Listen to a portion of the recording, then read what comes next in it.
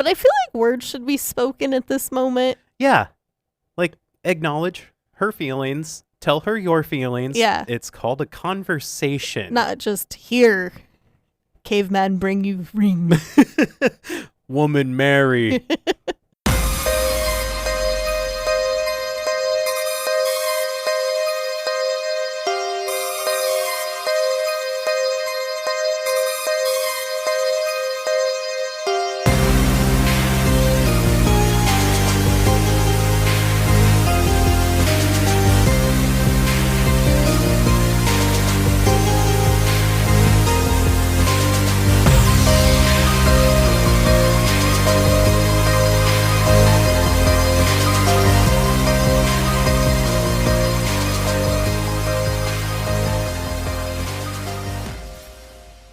Hello, and welcome to Franchise Frights Podcast.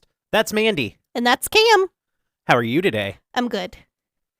It's, we're recording on a Monday. Ew. It's Monday-ish. Yeah.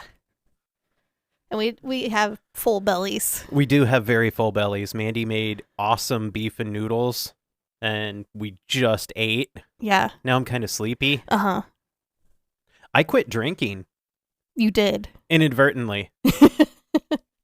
I was going to stop drinking on February 1st, and then I started on an antibiotic, and the antibiotic could have bad side effects if I drink, so I had to quit 11 days earlier, and that threw me into a tailspin because it wasn't on my timeline. Yeah. It's not how you had it written down on the calendar. No. I have my daily planner, and that was not in the daily planner for yesterday. You'll just have to make some adjustments. Yes. What did we do this weekend? Oh, yeah. We went to Nolan's district speech competition. Yeah. How'd that go? It was good. He was going to state. Again. Yeah. We have a talented kid. He's awesome. Yeah. And he made one of the funniest short films I've ever seen. I would agree. It's absolutely hilarious. Yeah. And I like that he didn't let us see it before. Yes. He waited for us to see it on the day. Yeah. We saw it at the same time as the judge. And wow. He killed it. It's funny. He has his own original songs in it. Yes, which are spectacular. If he lets us, we'll put up a link to it eventually. Yeah, I think he has to wait until after competition. But yeah. Do you have any news? No. Do you have any horror movie news? No. Oh, I think you told me this, but they're remaking The Crow. What? Okay, I couldn't remember if you told me or not. I don't like that. Yeah. Tell them no. But guess who's going to be the Crow? Bill Hader. No. That'd be funny. But you're close. Oh no. Andy Samberg? No. The first name was right. Bill Skarsgård? Yeah. Oh. Well, I kind of don't mind that. I know. But just leave that movie alone. I haven't watched it for years. I watch it every Devil's Night. Oh. You know, fire it up. Fire it up. Yeah. Okay. Would you like to hear my horror movie news? Maybe. Exorcist Deceiver has been put on hold after David Gordon Green exited the film. Reports are that he left because he's working on the new season of The Righteous Gemstones and another movie, and he just didn't have time to make the deadline. The movie was supposed to be released in April of 2025, but Believer had a budget of $30 million, and it only brought in $139 million at the box office. So I think they were probably like, let's just wait a while and see if we can do something else. Yeah. But Universal spent $400 million to get the rights to The Exorcist. They're going to use it. Yeah, they're going to make more movies. That's crazy, though. So I've already decided if they decide to do a remake, we riot. Because that's not okay. It's not. No. Oh, I introduced you to Shudder Originals. You did. We've watched 2 of them Yeah. now. I liked both of them a lot. We watched The Cleansing Hour and Superhost. Yeah. If you have Shudder, I recommend both of them. Yeah, they're quite fun. They're just new and refreshing. Yeah, it's not the same old crap. Yeah. I think that's all the news and horror movie news I have. Would you like to do the movie facts and figures? I would. All right. We watched Dawn of the Dead. It was released April 13th, 1979, starring David M.G., Ken Foree, Scott Reinger, and Galen Ross. I have no idea if I said any of those names right. It was written and directed by George A. Romero, produced by Richard P. Rubenstein, cinematography by Michael Gornick, music by Goblin / Dario Argento. The production company was Laurel Group. It was distributed by United Films Distribution Company and Titanus. Its runtime is 126 minutes. Actually, I think it's 127 minutes. Wasn't that James Franco movie? Yeah, close to it. Its budget was $640,000. That's $3 million today. Oh, and its box office was $66 million. That's $308 million today. Jesus. It has a 7.8 on IMDb, and on Rotten Tomatoes, it has a 91% critic score and a 90% audience score. That's pretty good. That's high. I think that might be... I don't know. I think maybe Halloween had higher. I don't know. Maybe for IMDb. But that's really high for Rotten Tomatoes. Yeah. Would you like to hear the Rotten Tomatoes critics' consensus? I would. One of the most compelling and entertaining zombie films ever. Dawn of the Dead perfectly blends pure horror and gore with social commentary on material society. Yeah. That's accurate. Nothing to disagree with there. No. Do you have any reviewers? Yeah. Do you want to know what Gene Shalit said? Yeah, I guess. From NBC's Today Show? I kind of don't like Gene Shalit. Oh, come on. He's got a mustache. Yeah. All right, fire away, Gene. Yawn of the living. Oh, that's clever. That's it. Would you like to hear what Roger Ebert had to say? Yes. Dawn of the Dead is one of the best horror films ever made, and as an inescapable result, one of the most horrifying. It is gruesome, sickening, disgusting, violent, brutal, and appalling. It is also, and excuse me for a second while I find my other list, brilliantly crafted, funny, droll, and savagely merciless in its satiric view of the American consumer society. Nobody ever said art had to be in good taste. Oh, he had lots of thoughts on it. He did. He didn't know what to think. Yeah, he was like, oh, this is really scary, but bad, but I liked it, but it's not good. Yeah. From Variety magazine, there was no author credited, so I'm sorry. But Dawn pummels the viewer with a series of ever more grisly events, shootings, knifings, flesh tearings, the things that make Romero's special effects man, Tom Savini, the real star of the film. Except for the makeup. Yes. I did read that they were actually gray. It just came across as blue. Oh, really? Like, just because of lighting? Yeah. Yeah. Steve, I am going to butcher your last name, Steve Biodrowski of Cinefantastique said, "The acting performances are uniformly strong, and the script develops its themes more explicitly, with obvious satirical jabs at modern consumer society, as epitomized by the indoor shopping mall where a small band of human survivors take shelter from the zombie plague sweeping the country." That was all one sentence. That's why I had to draw a breath. It was a long sentence. It was.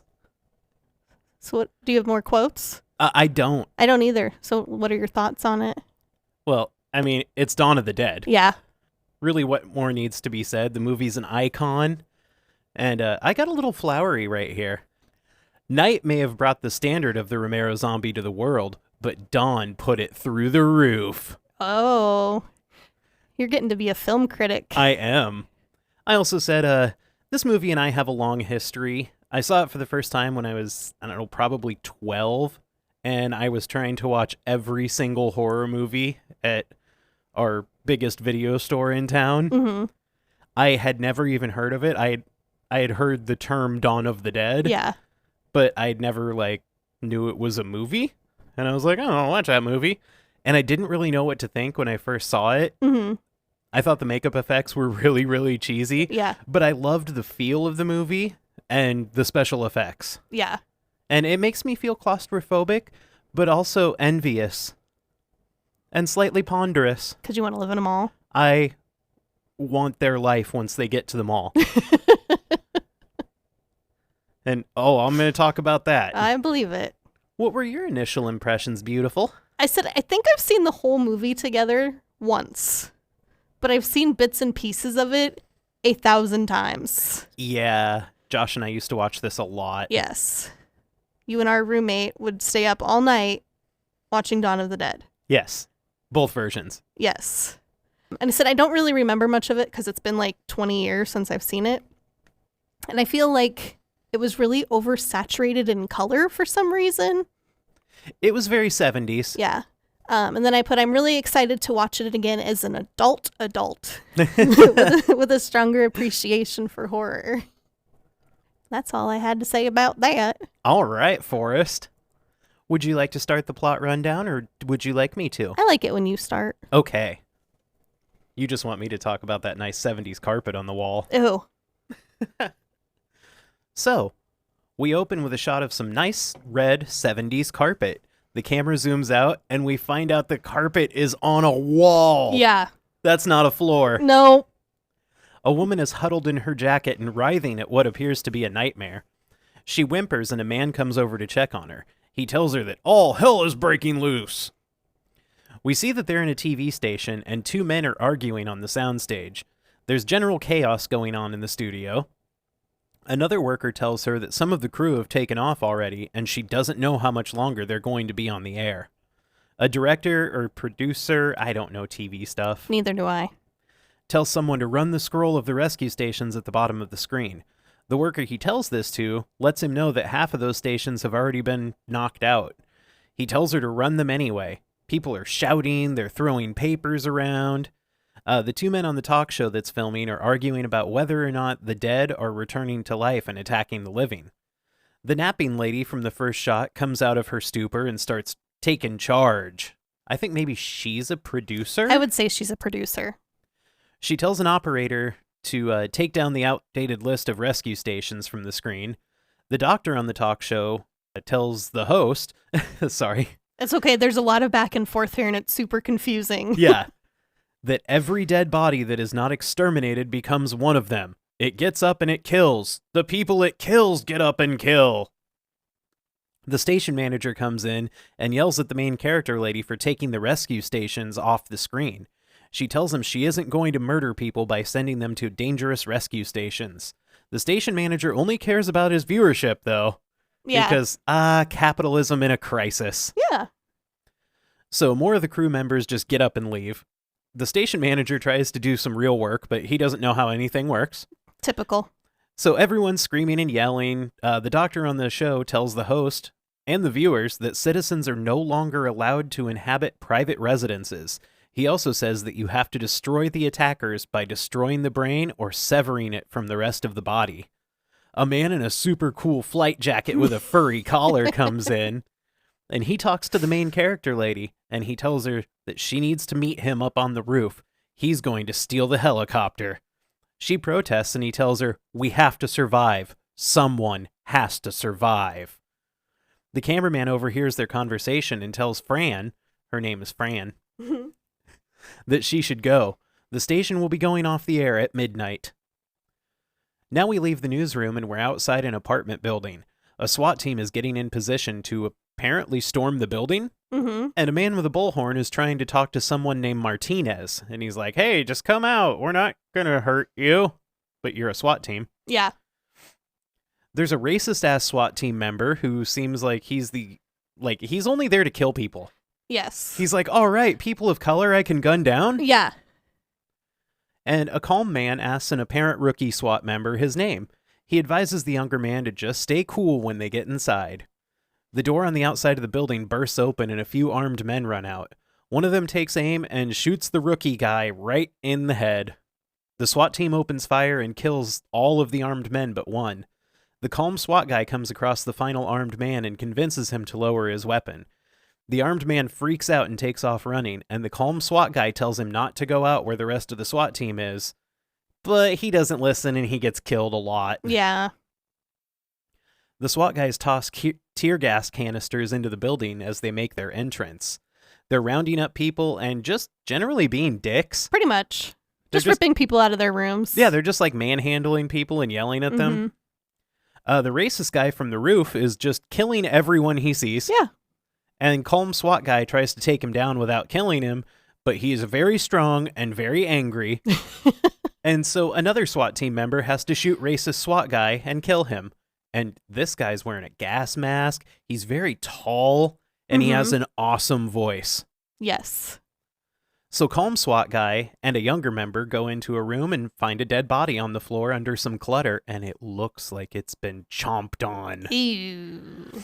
Then they see an undead guy sit up despite being shot a couple of times, and a woman in the hallway screams. The younger SWAT guy is stunned by the zombie, and he kind of forgets what to do. Another team member tells him to shoot it in the head. He tries, but his gun jams. Then another zombie comes out from a side room and attacks the third SWAT member. Calm guy springs into action. I like that they don't tell us their names right away. So I know. I have. You're just like, calm guy, cool voice guy. I called them all privates because I wasn't sure if it was the National Guard or the police force. I think they're police because later they just drive a cop car, but they might have just stolen it. I don't know. So like I have like older private, younger private, badass private. Privates. Another zombie comes into the room, so it's 3-on-3 now. The SWAT guys kill 2 of the zombies by shooting them multiple times each, but one of them just like wanders out of the room. He's like, go see what's going on down the hall. The escaped zombie shambles down the hall to another apartment, and a woman in that apartment knows him, and she comes out to hug him despite the warnings from the SWAT guys. They're like, hey, he's not good news. Yeah. She embraces the undead man, and he's like, oh, this is nice. I'm going to take a chunk right out of your shoulder. He takes a nice big old chunk out of her shoulder. And there's kind of a sound effect, and ew.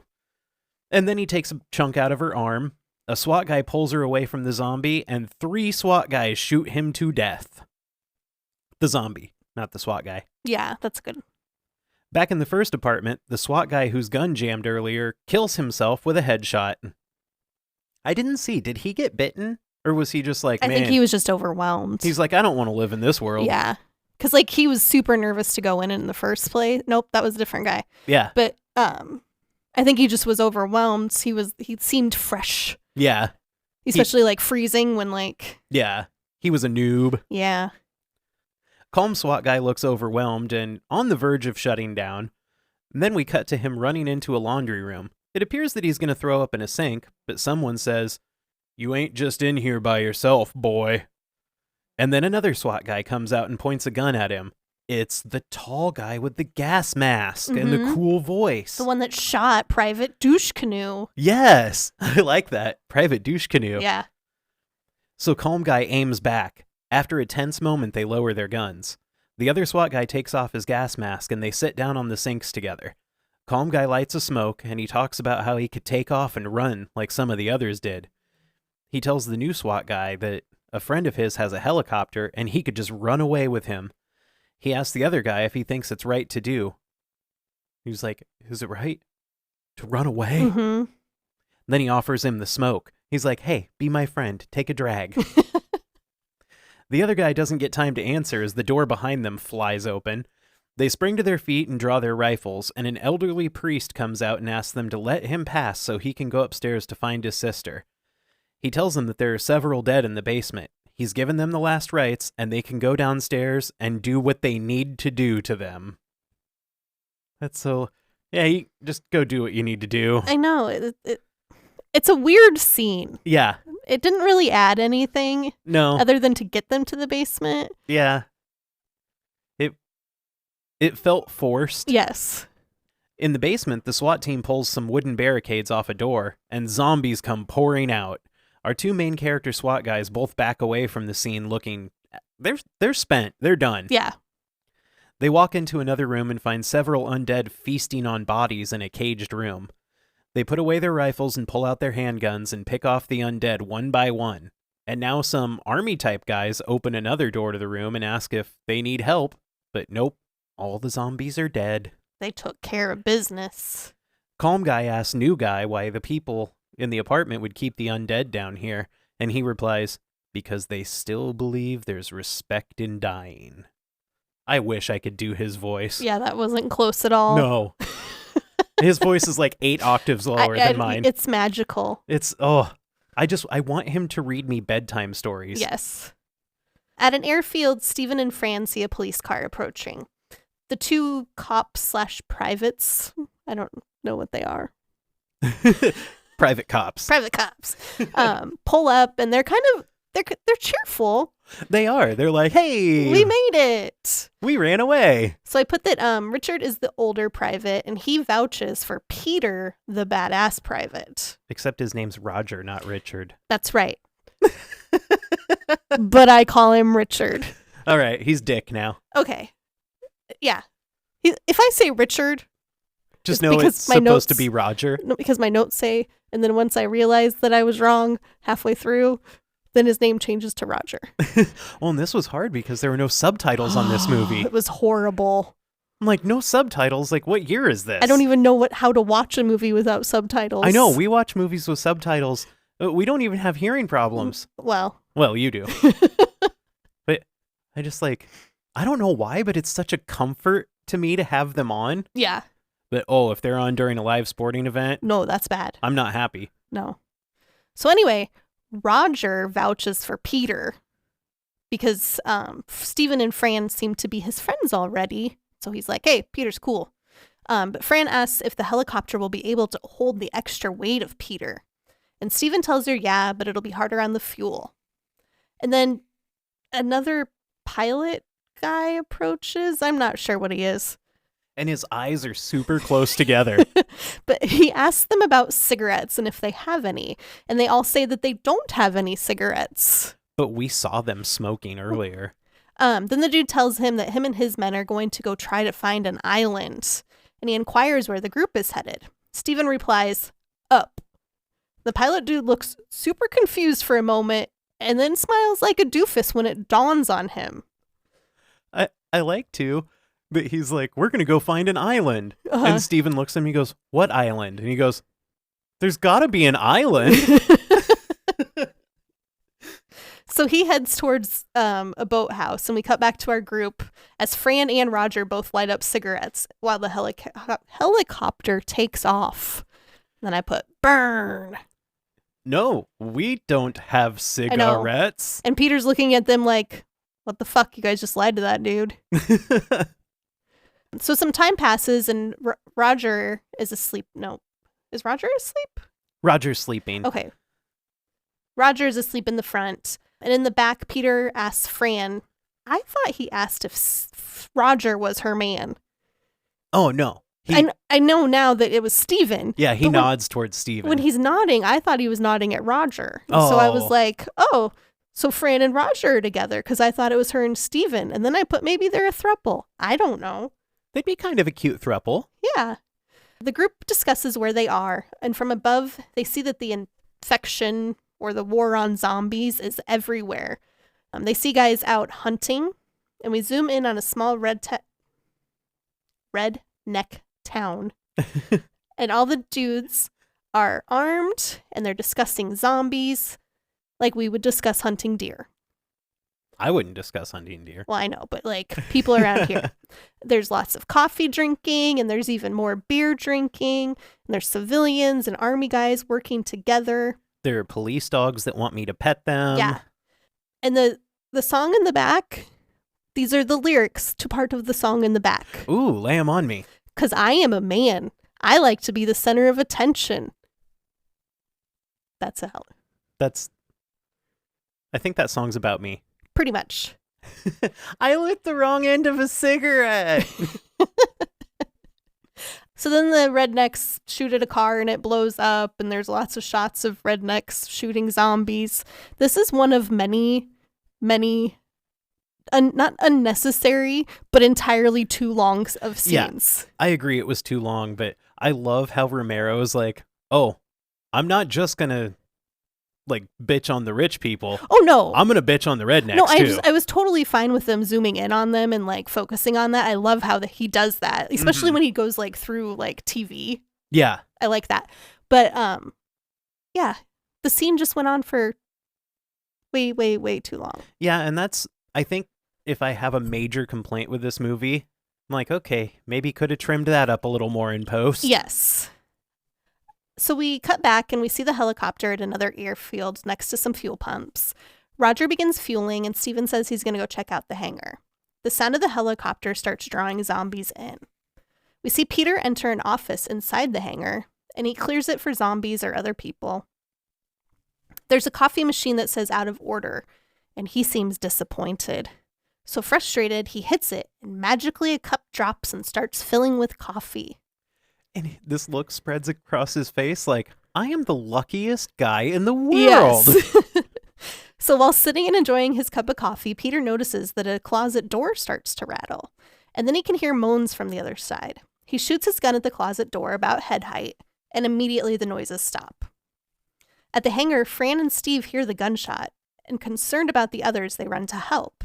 But Steven runs backwards because that's what he does. Yeah. Make sure you turn your back to the danger area. And is tackled to the ground by a zombie. He yells at Fran to run while struggling to reach for a hammer. Fran doesn't run. She just opts to stand there and do nothing to help. Yep. She doesn't get the hammer for him. Nothing. She doesn't run. No. She just looks shocked. Yeah. So Steven finally reaches the hammer and smashes the zombie's head in. He stands up, grabs Fran, and they run. And then another zombie approaches them. And Steven swings this hammer at that zombie. I don't even know how to describe it. It's like he's trying to throw a baseball like I would throw a baseball, I don't know. but while holding a hammer. Yeah. It's weird. They both land on the ground. He lands on the ground from hitting the zombie. Yeah. So then he grabs Fran again and they take off. In the office, Peter fires a couple more rounds into the closet just for good measure. And outside, Roger is still filling up the helicopter. A zombie approaches from a ways away. And I noted he has the most square head a human has ever had. He really does. He is a cube head man. Yeah, but I know why now. Oh, yeah. Roger sees him and begins to draw his gun, but then the zombie steps on some boxes and ends up losing the top of his head from the chopper blades. And then I guess I know why his head was square. Yes, because we had to cut it off. Yes. I love the look Roger gives after that. Like, he looks down at his gun and, like, looks back up towards the zombie and is like, how the hell did that just happen? Yeah. Why did it climb? Inside the office, two zombie kids break through the closet door and attack Peter. It looks like one of them bites him, but he must not. I think it tries to, but he can't get through his SWAT man suit. So Peter just picks them both up and flings them across the room. He's just like, here, child, have a couch. And then he draws his gun and he shoots both of them. So then we cut to Steven, who is unsuccessfully shooting at a zombie in a field.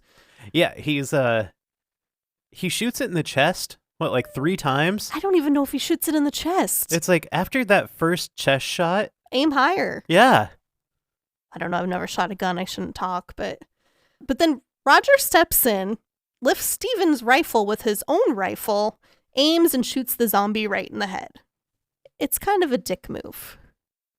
I kind of liked it. He's like, hey, you know what? Let the big boy handle this.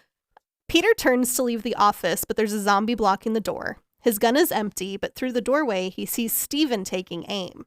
Peter jumps out of the way as Steven shoots at the zombie a bunch without hitting it. Yeah, he hits everything but the zombie. So then Roger once again steps in front of Steven and shoots the zombie in the head.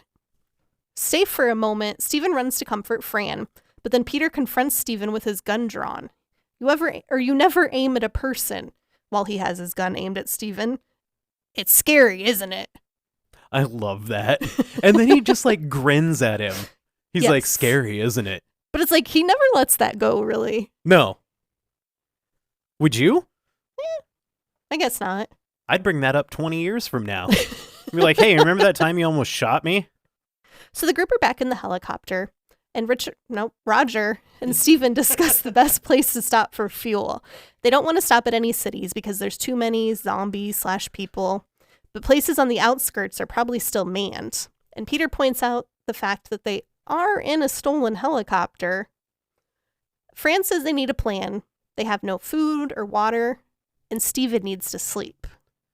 Did they know what water was back then? No. They just needed it for bathing. It was 1978. You didn't drink water.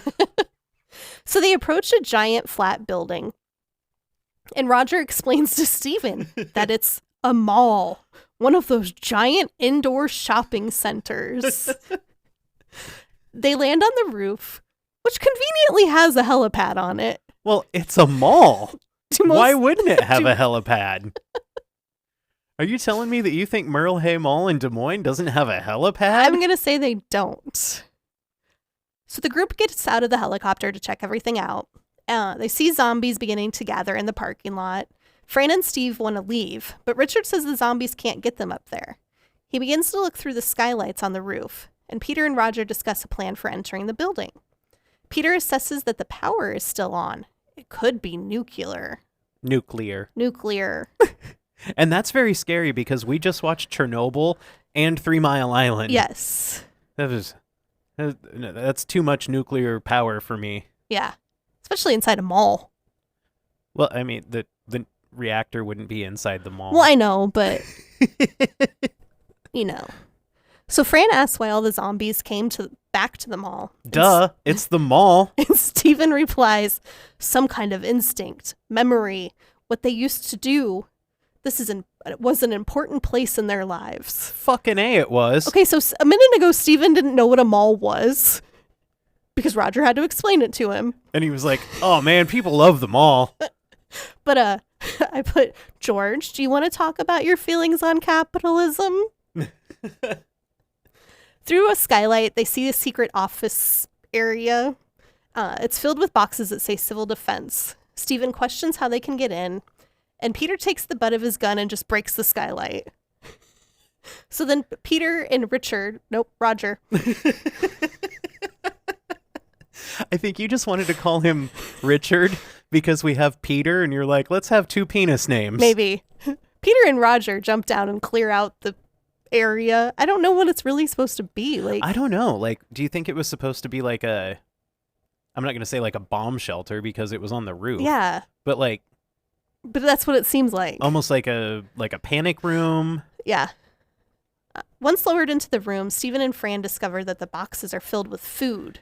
There's only one way in or out of the area that they're in, and Peter and Roger deem that the place is safe enough and block the entrance to the door with a pile of boxes. So while the group rests and Steven sleeps, Peter brings up that there's a lot of stuff downstairs that they could use. He's concerned about the number of zombies down there, but he thinks they can outrun them. And then, 2 kids being told they have run of a candy store, Roger and Peter arm themselves. They're like, let's go shopping. And decide to venture out into the mall. But first they hand Fran a gun, give her instructions on how to shoot, and tell her that if anyone but them comes back up, to leave in the helicopter. And I like, too, that she's like, you guys aren't going down there. That's crazy. And Peter's like, this place could be a gold mine. Yeah. Peter and Roger make their way down the steps and into a boiler room. And there's a control room where they find a key ring with dozens of keys on it and some walkie-talkies and schematics for them all. That was convenient. It's like your one-stop spot to shop. It just always reminds me of a Resident Evil game where it's like, this will help you on your journey. You have found the key ring. Yeah. Will you take the key ring? So they turn on all the power switches they can find in the control room and turn on the lights and music in the mall because, hey, that'll help cover their sounds. Mm-hmm. So cheesy music plays and we see zombies all shambling around the mall and falling down, and they're really funny. Like, the zombies are hilarious in this movie. Oh, yes. But this is another scene where it's like, this goes on for entirely too long. Like, the zombies on the escalator. Yes. They're just like, they're like, whoa, whoa. And I love it. So Peter and Roger find the entrance to the mall from the utility room, and they find that the zombies have made it to the second floor. They decide to check them all out anyway. They run through and start knocking the shamblers out of the way. Stephen looks very envious. He's like sitting upstairs on the staircase. Yeah. And he's like, oh man, I want to go downstairs to the mall. But Mom won't let me. Peter and Roger go into a JCPenney on the second floor, and they discuss, these big department stores take up multiple floors. Whoa. They get the door shut, but Roger loses his assault rifle in the process. A zombie just grabs it and is pointing it at his own face. Fran wants to go back onto the roof for the helicopter, but Stephen refuses to leave. He's like, no, Roger and Peter are down there. Mm-hmm. So Roger and Peter are giddy that they get to shop with no money. Peter goes after a TV and a radio and tells Roger to only get the things that they need. And there's a funny shot of Roger getting scared by a mannequin, but then he like tries to play it all cool. He's like, no, I didn't get scared. Now we see that Peter has a wheelbarrow and he's loading. Well, it's not really a wheelbarrow. It's like a cart. Like a garden cart. Yeah. And he's loading supplies into it. Roger doubts that they can wheel right past the undead, but Peter feels confident. We see Stephen is now making his way through the boiler room. He had to go to the mall. Well, yeah. He wants to play with the big boys. He does. Peter and Roger stash their wheelbarrow near the door on the second floor of the JCPenney, and they go back downstairs. Roger slides down the middle of the escalator, and I bet people emulating that move right there is why there are those stupid ball blocker things. Yep. Where, like, if you slide down, you're going to rack yourself. Yeah. Hello, everybody. Hi. We had some technical difficulties. See, we recorded the entire episode. And no, we discussed the entire yes. episode. We discussed the entire episode. It only recorded half. Yeah. If half. So here we are, the day after, and we're going to re-record the second half. I promised you we were funnier last night. Yeah. I thought we were really good last night, and I was really disappointed. No one will ever know. And you said something that made me laugh a lot about a donut. I know, you almost spit ice cream. I guarantee there was no ice cream. I did not almost spit ice cream. You almost spit water across your computer. Don't know where ice cream came from. Do you just have a craving? You said donut. And that made you think ice cream? I guess. Oh, babe. Okay, so we're definitely recording. Okay. So I'm going to jump back into the movie here. Okay. So Peter and Roger go to the windows downstairs at JCPenney, and they start pounding on the downstairs window to draw the zombies to them. In the control room, Stephen finds a revolver and some bullets in a desk drawer. Like, what the fuck kind of maintenance guy works here? A prepared one. Yeah. Like, oh, I've got my revolver, I've got my bullets, I'm ready to do maintenance at the mall. He had the schematics too. Maybe he was going to rob. Oh. I want a movie about that now. Yeah. Get on it, George. So Stephen finds the schematics, and Roger, meanwhile, goes upstairs to check out the progress on their zombie distraction, and all the zombies are moving away from the second floor entrance.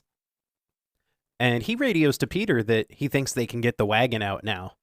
In the boiler room, Stephen encounters a zombie and starts firing the revolver just wildly at it. Yes. He still can't hit shit, not even with a handgun. No. And Roger and Peter hear the shots, and they're trying to figure out what's going on. Stephen keeps firing at the zombie's shadow, and the bullets ricochet around the boiler room in that 70s fashion where it's all like, pew, pew, pew, pew. Like, bullets really moved back then. They did. They fired a lot harder than they do now. So he finally gets a straight shot at the zombie, but he's already fired his gun empty. So he starts to reload, but the zombie grabs him and he drops the bullets. Luckily, he was able to get one bullet in, and he dispatches the shadow zombie. But this time he actually shoots the zombie instead of its shadow. Yeah, instead of the wall. So Peter's trying to make his way back to the hallway that goes to the boiler room with his wagon, but he encounters zombies. Steven's still trying to get to the second floor of the mall, but he encounters some zombies. So Peter lifts one of the undead over his head and just like hucks it over the railing. Yeah. And just like sends it to the first floor. Yes. He's like, I am a professional wrestler now, and you are getting thrown out of the ring. I think he just likes to throw people around. He's throwing children onto couches. He's throwing zombies over railings. I think he's just like, look at me, I'm strong. Maybe that's his weightlifting. Oh, you got to keep fit. Yeah. So Steven's struggling against 3 zombies and is about to bail back through the doors to the hallway that leads to the boiler room, but Peter tells him not to. He doesn't want to show the zombies the way to get to them. Peter's a smart guy. He's always 2 steps ahead. Yes. I feel like everybody else is playing checkers and he's playing chess. Oh, you're so smooth. Yeah. So Steven runs out into the mall with Peter, and they run back to JCPenney together. JCPenney should have done ads. I was just going to say, do you want me to call JCPenney and see if they want to sponsor this episode? Yeah, that'd be kind of nice. I don't think they have any money anymore, though. I think they have like 3 stores. I bet they're really nice stores, though. So they all get in safely, and Roger closes the door behind them. They run back downstairs to do their distraction trick again, and when they're running by what looks to be a couple of mannequins, one of them turns out to be a zombie. It tackles Roger to the floor, and it's trying to eat him. Peter can't get a clean shot without hitting Roger, but the zombie that tackled Roger is a maintenance worker, and it has a tool belt. So Roger grabs a screwdriver from the tool belt and stabs the zombie in the ear with it. He doesn't even stab it. No, he just He gently glides it into his head.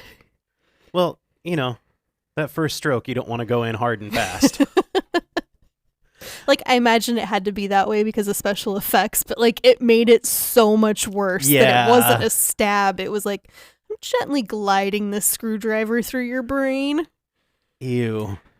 I've never thought about it that way before, and I think you might have ruined the scene. Sorry. So that zombie's dead now. Mm-hmm. Good kill. The 3 of them get downstairs safely and pound on the door again to let the zombies know where they are. Triumphant music starts playing, and we see the zombies following the noise to the first floor. And all 3 of them are just hooting and hollering. They're excited. And Steven tips his head back and lets out a big yahoo. This is just the first of many celebratory yahoos. Yeah. Yeah. So back upstairs, a Hare Krishna zombie has found its way to the stairwell and into the safe room where Fran is hiding. Oh no. In the store, Peter and Roger are discussing what to do from here. Roger thinks they should load up the supplies they have and leave them all. But Peter thinks they have a good thing going here and they should stay. Steven shows them a schematic of some heating ducts or something that they can use to get back to their safe room. They climb up into an elevator shaft and find the heating duct. Fran is looking worried on the steps as the guys get into the ducts. They look in on all the stores in the mall from the air ducts on their way through. Yeah. And now the Hare Krishna zombie is making its way up the stairs to the safe room. The guys get out of the ducts right by the door to the boiler room hallway. In the safe room, Fran is looking for a weapon to fight the Hare Krishna zombie that is now in the safe room. It managed to open the door. Well, yeah. But he's smart. Yeah, I know. But that seems like a hard task for a zombie. Romero zombies can use tools and stuff, Yeah, though. that's true. On the second floor, Peter grabs a wheelbarrow and sneaks it back into the hallway. Fran is fighting for her life when the guys get back, and they beat the zombie to death so the zombies downstairs don't hear the gunshot. Fran collapses and she sobs, and Peter and Roger think all is going to be okay, and they start loading up their haul from the steps and into the safe room. Steven tells Fran, "You should see all the great stuff we got, Franny. All kinds of stuff. This place is terrific. It really is. It's perfect. All kinds of things. We've really got it made here, Franny." Okay, what kinds of things were you getting, Steven? Well, they got a TV and a radio and some caviar.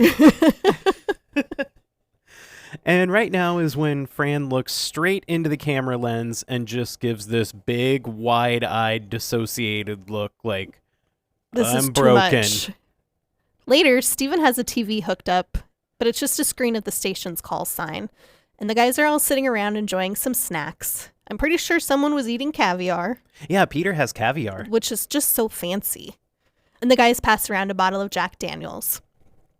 Steven tunes to a radio station, and the announcer tells people that they should not stay in their homes, no matter how safe they think they might be. Sorry if you hear our dog going nuts in the background. So Peter asks Steven if Fran's okay, because she's sitting by herself in another room. He says she looks sick. I think she looks like she's in shock. Yeah, I think maybe things are just a little much for anybody right now. Yeah. And Steven unveils the fact that Fran is 3 to 4 months pregnant. Cut to Fran lighting up a cigarette. That's what you did in 1978. No. It contributes to low birth weight, which is easier on the mother when passing the child. Oh, okay. Is that what you call it, passing the child? Is it like... It's not a basketball. I was more thinking like a bowel movement. Oh, well, that happens sometimes when you pass a child. Yeah, I'm going to start calling it passing a child. Okay. Roger's concerned and thinks that now they need to find a doctor, but Peter tells him this changes nothing. It's just something they're going to have to deal with. And then he turns to Steven and he says, "Do you want to keep it?" Why is he asking Steven? I don't know. That's not Steven's decision. That's not inside Steven's body. No. And stunned, Steven says, "Huh? Qua? Qua?" And Peter replies, "Do you want to abort it? It's not too late, and I know how." And Steven just shakes his head like, He's like, I don't think we should have this "No, conversation. why are you..." Peter. Yeah, it's like, I love Peter so much through the whole movie, except for this part right here. And it's only like a 30-second part. Yeah. But And then I'm like, Peter, you don't ask Steven that question. I definitely have feelings about it. Yeah. So Steven tells the guys goodnight and goes into Fran. And Fran has overheard the entire conversation, and she asks Steven if he wants to keep it. And he retorts back with, "Well, do you?" And I love when he first sits down and she just takes a drag off her cigarette and she's like, so you got all your decisions made? Yeah. And you can just see Steven's face like, oh, that one cut. Yeah. Like, she has venom in her voice. Oh, yeah. Which she should. Yeah, I wouldn't be happy. Yeah. It's my body. Peter tells Roger... Not Richard. Not Richard. Peter tells Roger someone should always be keeping watch. It's not just the zombies they have to worry about. The helicopter being on the roof is kind of a giveaway to them. Or kind of gives them away. Yes, Yes. that one. And then Fran is all pouty, and she still wants to go to Canada. I'm with her. But can we go to a mall in Canada? Yeah. Then we get a super long scene of zombies doing human-y things. And I like it. With a voiceover explaining that they are not cannibals because they are no longer of the same species, and even animals will learn how to do tools, and then blah, blah, blah, blah, blah. It keeps going on and on and on. And this is when we find out the mall has a GD hockey rink in it. Yes. This is my home. Well, except for the whole nuclear power thing. Yeah. I'm not comfy with that. No, that's scary. So we find out that the voice is coming from a pirate scientist that's on the TV. I like that you referred to him as a pirate. Yeah. Because he has an eye patch. He has an eye patch. And he tells us that these people are no longer our loved ones and they need to be destroyed on sight. So then the guys are on the roof and they discuss using semi-trailers to block the entrances. Pleased with themselves, they enter the hideout and ready themselves to go deal with the task at hand. Fran asks if she can say something. She's sorry that they found out she's pregnant, but she doesn't want to be treated any differently. And she's not just going to play den mother for them. She wants to know what's going on. And Steven kind of objects and tells her to calm down. Yeah. You're acting hysterical, woman. Yeah. I like how she begins that conversation with him, too. Yes. She walks into the room and she's like, I would have made you all breakfast and coffee, but I didn't have my pots and pans. Yeah. And Peter looks at her like, oh, shit. Uh-huh. We're about to get scolded. We're gonna be in trouble. When Stephen tells her to calm down, progressive Peter, because Peter's a feminist. Except for that one time. Yeah. Shh. Tells her, like, yeah, that's cool. There's 4 of us. There should be 4 votes. It's all good. So Fran inquires about what they're on their way to go do now. And Peter tells her that they're going out, but she's not going. And she won't go until she can handle herself. So why are they letting Stephen go? Bait?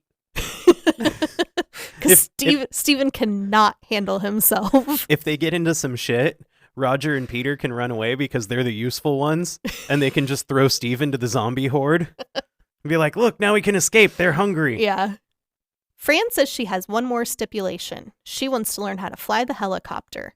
If something were to happen to Stephen, someone has to be able to get the rest of them out of there.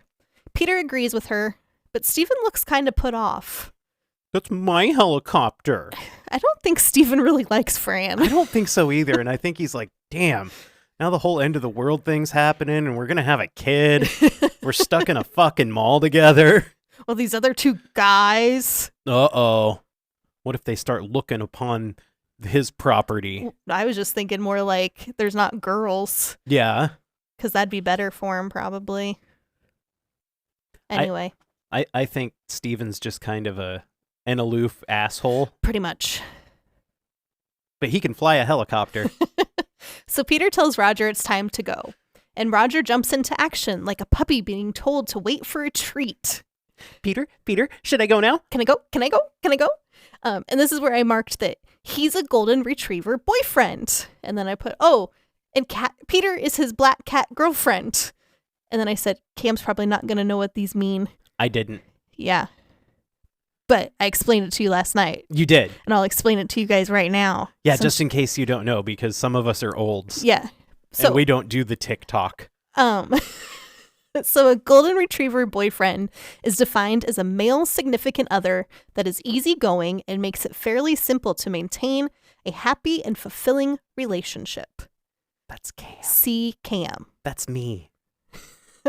A black cat girlfriend is usually quieter, antisocial, and more of an acquired taste. You either love them or you hate them. That's Mandy. That's me. So is that like a successful like couple dynamic? It must be. 'Cause, I mean, we're doing okay, I think. I don't even know how long we've been together. It's like a lot of years. Yeah, so, hey, cats and dogs get along. Not ours. Fran tells the guys that they're not going to leave her without a gun again. And Steven's pissed because he was put in his place this whole time. And this bruises his fragile male ego even further. Yeah. He has to give up a penis extension to the woman. Yeah, so he slams his gun down on a box beside her, and then he slams the ammo down too. They bicker at each other some more, but before he leaves, she stops and looks him in the eye and tells him to be careful.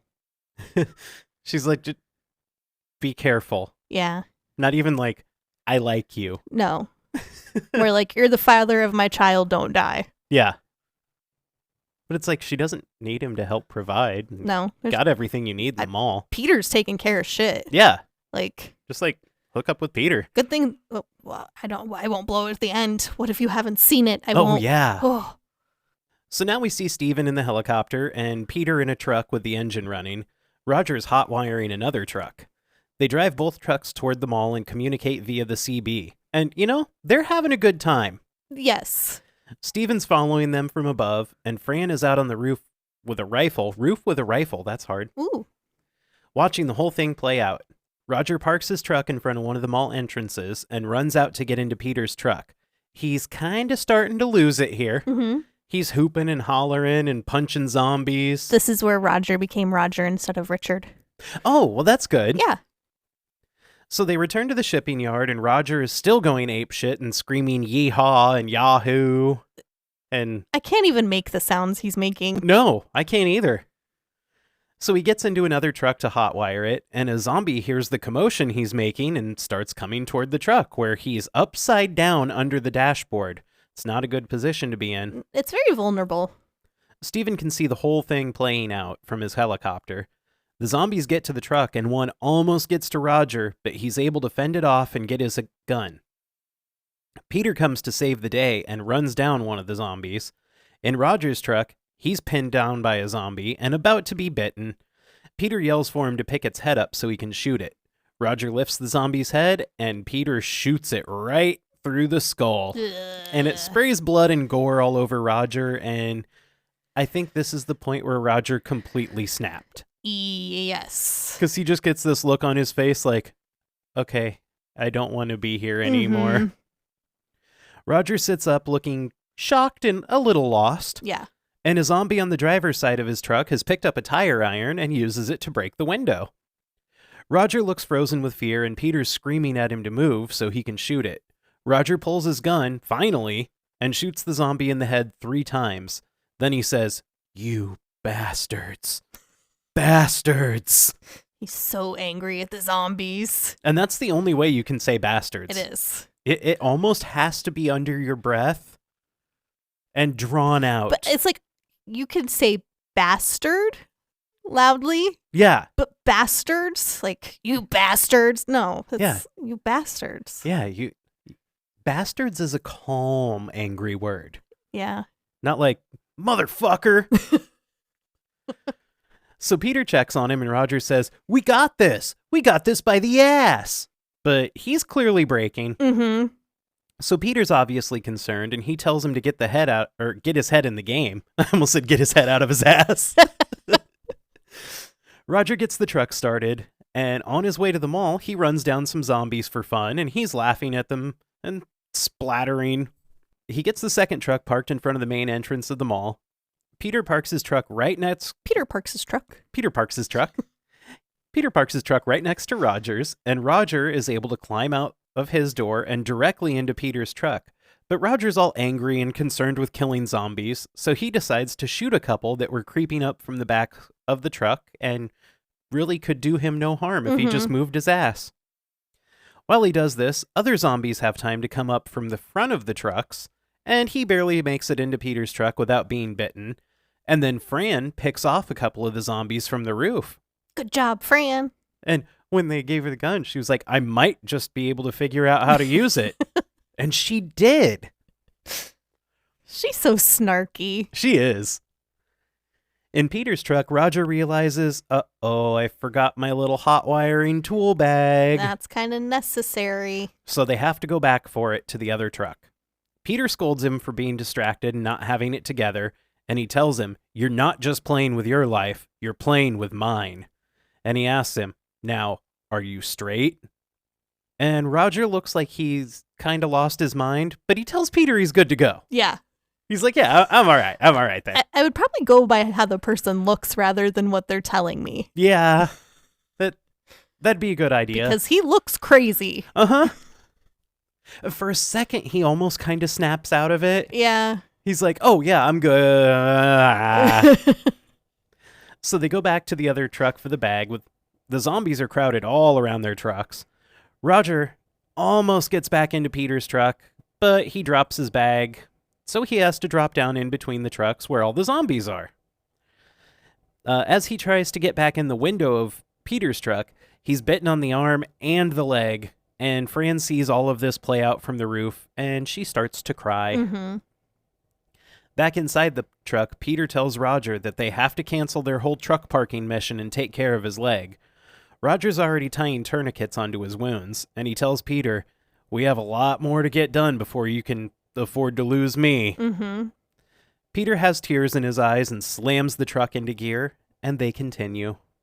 Back in the hideout, Fran is tending to Roger's bites, while Peter and Stephen discuss what's next. Roger's moaning. He's obviously in pain, so they just give him a bottle of Jack to help him out. Hey, whatever works, you know?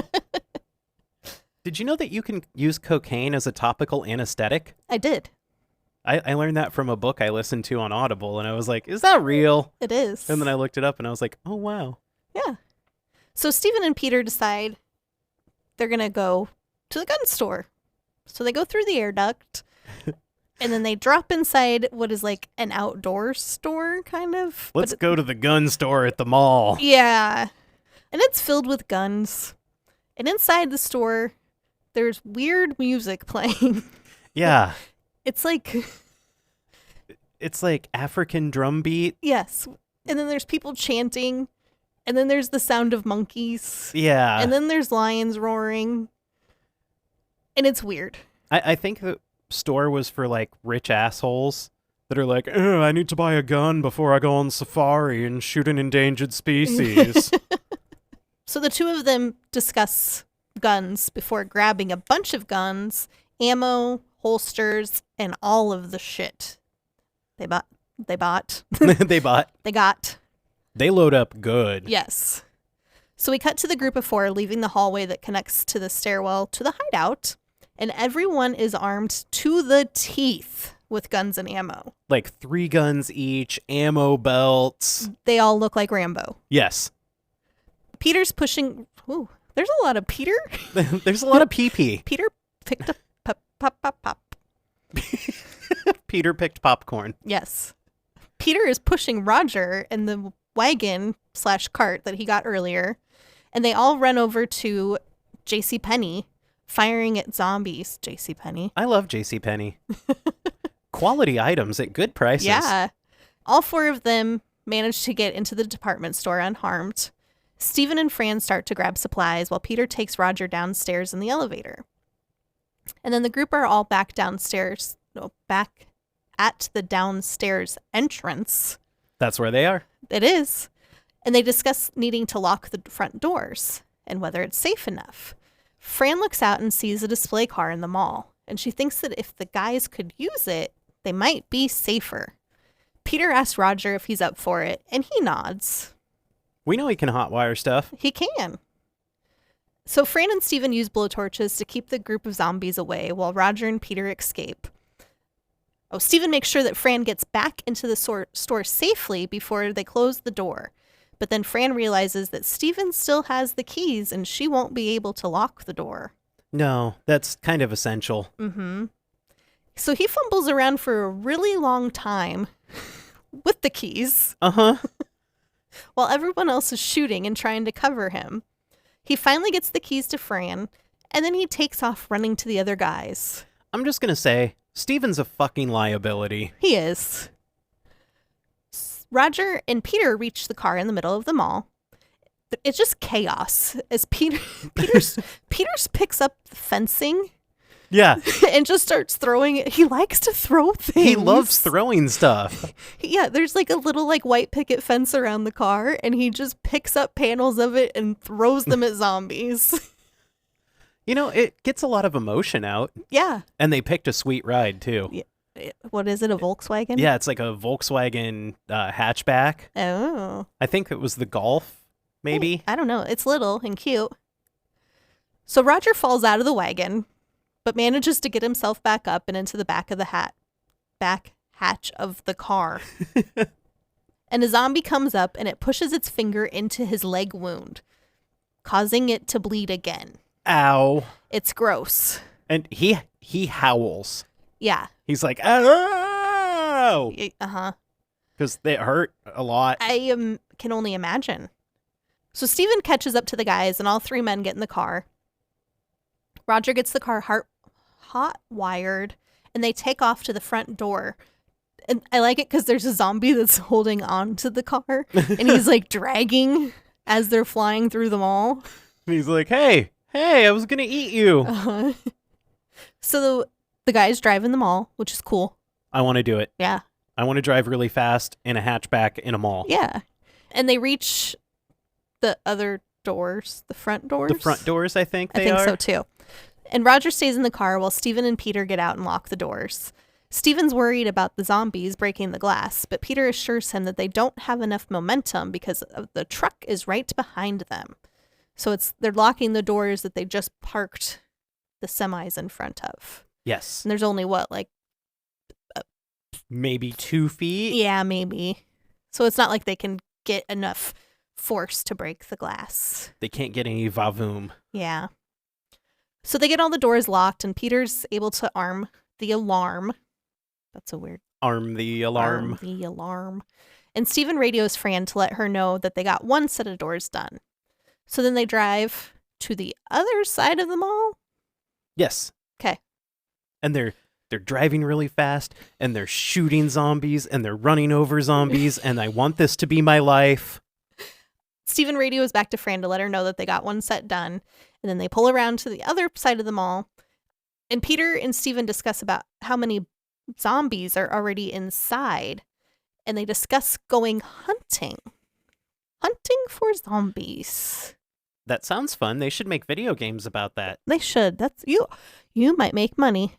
Maybe. So next we see the group looking down from the top of the second floor. They all look tired and kind of shocked. Yeah, I would describe their look as forlorn. Oh, that's a good word for it. It is. But every time I hear the word forlorn, I think of foghorn. Foghorn Leghorn? Yes. I say. It was like the big rooster. And then the camera spans across the mall to show all the bodies of the zombies laying dead on the ground. They killed lots of zombies. They killed all of the zombies. Back in the survivors' home base, we can see that they're starting to make it a little more homey. They've stacked up some boxes like a little table, and they have some chairs they took from the mall. They have a lamp and a coffee pot on their little box table, and we see Fran getting an injection of morphine ready. Peter and Stephen are looking out over the mall floor plan. Peter wants to put up a wall over the entrance to the boiler room hallway. Stephen asks why they don't just put one up at the bottom of the steps. Peter tells him there might be a patrol or looters coming through soon, and he doesn't want anyone to even know that stairway exists. Peter is fucking smart. He is. I never would have thought of that. No, like if I was going to think to put up a fake wall, I would have put it at the bottom of the steps. Yeah, but then it's like, that hall didn't go to anything. Yeah. They're going to know something's up. People be like, why did they build a hallway to nowhere? Yeah. So if we just cover the hallway, nobody's the wiser. It makes more sense. Fran injects Roger with the morphine, and he's laying on a mattress on the floor and looking rather sickly. Mm-hmm. Fran doesn't know what else to do for him and wants to take him to a med unit. Peter tells her that he's seen several people bitten, and they don't last for more than 3 days. Roger calls out to Peter to celebrate their victory, and he screams, "We whipped him! We whipped him and we took it all!" Mm-hmm. And then Peter's just kind of like, "Yeah, we sure did, buddy." Uh-huh. He's just kind of telling him what he needs to hear. Yeah, he's like, "I will placate you in your time of need." So we cut to Peter and Stephen building the framing for the wall they were talking about, and Stephen sees Fran getting sick in the bathroom, so he goes to check on her. He tries to comfort her, but she's like, "No, leave, I'm vomiting." And then she apologizes for being short with him, but she says, "I don't want you to see me this way." Aww. Then she shoos him out and she starts puking again. So Stephen's like, "I'm going to go hang out with Peter." So Peter tells him, this place is going to get rotten, as he looks out over all the dead zombies on the second floor concourse. A lot of bodies. And he tells Stephen, "We got to clean it up." Peter, one project at a time. Maybe he has ADHD and he cleans the house like you do. Maybe. But yeah, they don't have the wall built and he's like, let's get the bodies. Maybe they were starting to get stinky. Maybe. So now we get a little montage of them putting dead zombies on a cart and transporting them to a freezer in one of the restaurants. And it's not just one body. They like stack them. Yes. They're like pancakes. Uh-huh. They're just like, hey, we got to utilize the space. Yeah. Then they go to the bank in the mall and they take all the money, and Peter says, "You never know."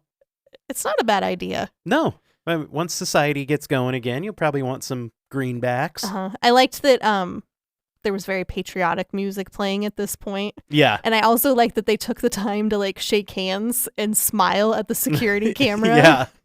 So now we see them, finger quotes here, shopping. Mm-hmm. Fran goes ice skating. Peter and Stephen are playing basketball in a sporting goods store. They loot the grocery store and get all of the high dollar items, like the big wheel of cheese. Yeah. And the monster loaf of bread. Well, yeah. And Roger is drinking the fluid out of some pickled onions. It's a pickled something. It looks like pearl onions. Well, and I'm like, okay, did you just call him Richard or Roger? Did I call him I Richard? think you just said Richard. Look what you've done to me. But I'm like, Roger, eat the stuff that's going to go bad. Like, Yeah, that's canned. those pickles will last forever. Well, I mean, he doesn't have a long time to go, so Yeah, might as well enjoy it while you got it. eat what you want, like your pickled onions. That's true. We see Fran cutting Steven's hair in a salon. Oh, you didn't tell people what the total was. Oh, I didn't write the total down. Oh, so they bought a whole fucking wheel of cheese. Yes. Like the size of a human torso. And they were like running stuff up through the cash register. And all of their very, very expensive food came all the way up to $45.26. Which is right around half the price of buying one bag of cat food and one bag of dog food now. Yeah. And this was like luxury items. Yes. Ah, the 70s. Let's go back. The group then goes to an arcade and they're all playing games and they're having fun. And we can see the mall is all clean and clear now. There's still some zombies beating at the doors outside and it echoes throughout the mall. Fran says they're still here. Steven says they're after us. They know we're still in here. And Peter says they're after the place. They don't know why. They just remember. Remember that they want to be in here. Fran asks, what the hell are they? And Peter responds, they're us, that's all. There's no more room in hell. Steven gives Peter a ponderous look, and he says, what? And Peter responds, something my granddaddy used to tell us. You know Macumba? Voodoo? Granddad was a priest in Trinidad. He used to tell us, when there is no more room in hell, the dead will walk the earth. That's such a good quote. It is. And I've had that on 2 shirts. Uh-huh. We can kind of see this statement sinking in with the other survivors, and then we see the zombies still trying to get in the doors of the mall. And we're like, hey, Romero, I get your point. So we cut to Roger, and he's writhing around in pain in his room. Steven holds him down while Fran runs to get more morphine. I'm glad they found morphine and weren't just like continuously giving him Jack Daniels. Well, I don't know if he's drunk. He might just pass out. That's true. They shoot him up and he manages to calm down, and Peter offers to watch him. And once they're alone, Roger asks Peter to take care of him when he dies. He doesn't want to be walking around like that. And then he promises him several times. I'm gonna try. Well, he says, but don't do it until you know it's not me coming back, because I'm gonna try. And you can kind of tell that Peter's like, yeah, just, okay, shut up and die. Just die so I can shoot you. Yeah. Because he's like, I'm not really digging this whole emotional thing going on right now. So out in the living room on TV, Steven is watching the pirate scientist and an interviewer arguing back and forth. And the pirate scientist is trying to make a case for you. I thought they were trying to make a case for feeding the zombies, but you said it was eating the zombies. I think that's what he was getting at. Like, I don't know. Because he said something about, like, we have a food supply here. But it's like rotten. Maybe he doesn't know that part. And that they're like obviously infected with something. Yeah. Maybe he was talking about feeding them so they won't eat us. I think that's what he was saying. Well, yeah, I guess that'd make sense because in Day of the Dead, they try feeding them beefy treats. Do they? Yeah. Yeah, I think that's what he said. Was that like, we need to feed them so they don't treat feed them on like us. cattle. Yeah. Essentially. I like what they do at the end of Shaun of the Dead, and they just put them in reality shows. I know, that's the best. And then he suggests that they just drop a nuke on all major cities. Yeah, why not? It works. So we see Peter in the next room again, and Roger has a blanket pulled up over his head, so we assume he has died. Peter sits across the room looking defeated. He has a quiet moment, and then movement begins from underneath the blanket. He cocks his gun. We cut back to Steven and Fran. The discussion on TV is getting more and more heated, and they hear the gun go off in the next room. It startles them both, and then they share a knowing look. Steven puts his head down and cries. Fran does not cry. No.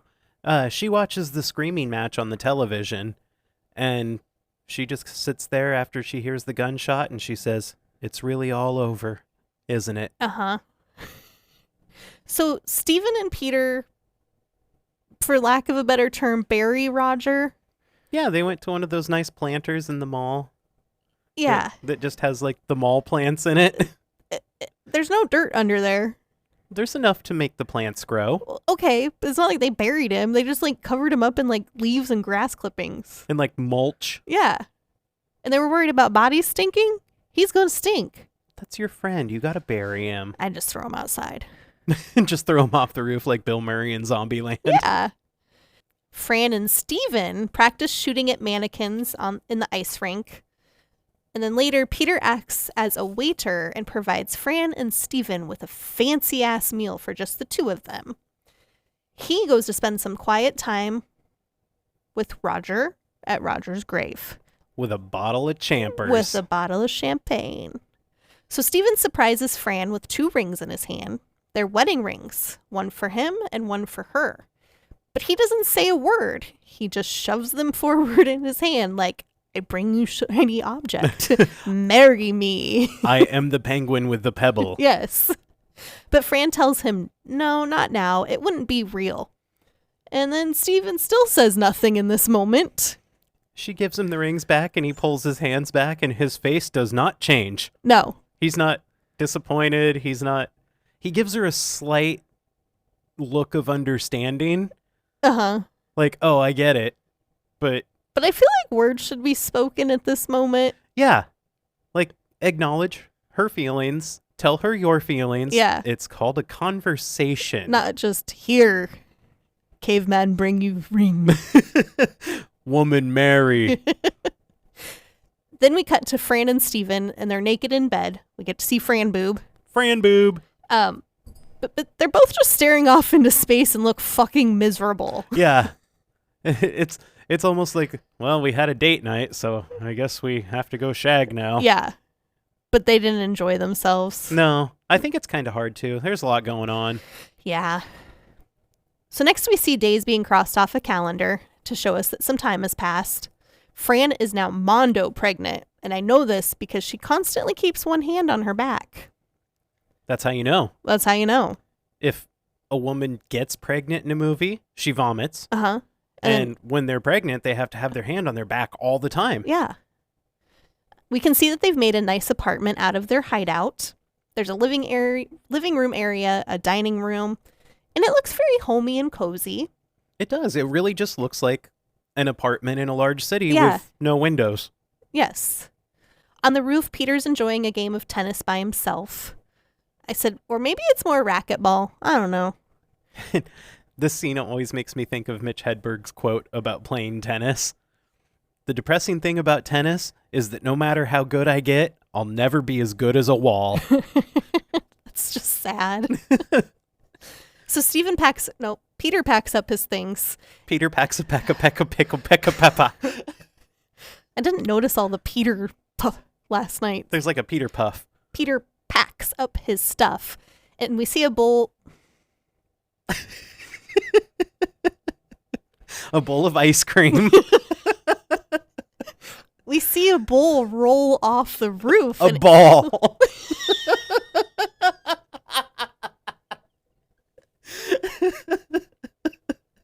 You just looked so defeated. You were like, fuck this mouth of mine. I'm done with it. Done.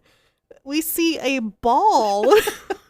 It's the ball and roll. My mouth just wants to go bowl. We see a ball roll off the roof and into the parking lot below. And there's a nasty, rotting zombie laying there. But it's surrounded by some fresh, new-looking zombies. And there's a lot more zombies than the last time we looked outside. And it pans across the parking lot, and we can see they just keep coming. Yes. They're like, hey, there's people in there. Yeah. So then we see Fran in the beauty salon parlor. I think so. There's like, she's putting on a lot of makeup, and there's wigs. She dolls herself up like a 20s bad girl. Yeah. And then she like poses with her gun. Do you think she was going for like a Bonnie? I was thinking more of like the Adventureland photos. Oh, yeah. Like the old-timey photos. Yeah. You and Nolan and I really need to do one of those this summer. Okay. Later, Peter and Steven are playing cards for money, which is kind of funny because it's money. Yeah. It means nothing now. But they're still playing with, like, coins. Uh-huh. Like, I'd be throwing $100 bills down. Yeah, they've got like stacks and stacks of money, and they're Yeah. like, oh, I'll raise you 50 cents. Yeah. Fran's getting dinner ready. Peter and Fran sit down to eat, and Steven continues to stare at the TV that's been showing nothing but static. And Fran tells him that they haven't seen anything on the TV in 3 days, and he should just give up. She gets up and goes and turns off the TV. And as soon as she sits back down, Steven gets up and turns the TV back on. So we get the feeling that life isn't so great. No. They've Like, got everything they want, but nothing that they need. living in paradise isn't all it's cracked up to be. And you know, these people really need to look on the bright side. You're living in a mall. I think even the mall can't give you everything you need. Mandy, do you remember malls? They're perfect. I remember ours being closed. Oh, and here Fran says, what have we done to Oh, ourselves? yes. It was very dramatic. Very. So the next thing we see is Steven loading food and ammo into the hold on the helicopter. He's wearing his flight jacket. He has his aviators. Somebody's going flying. Well, of course, you need those to fly. And we see Fran is like sitting on the edge of the wing, of the little wing thing in the helicopter. I'm going to have a pilot license soon. Not like to fly a plane. Like a drone pilot license. It's still a pilot license. I'm taking like flying classes.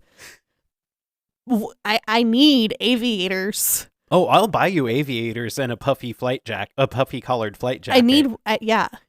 How else will I fly a drone? Can I get you a Maverick jacket? No.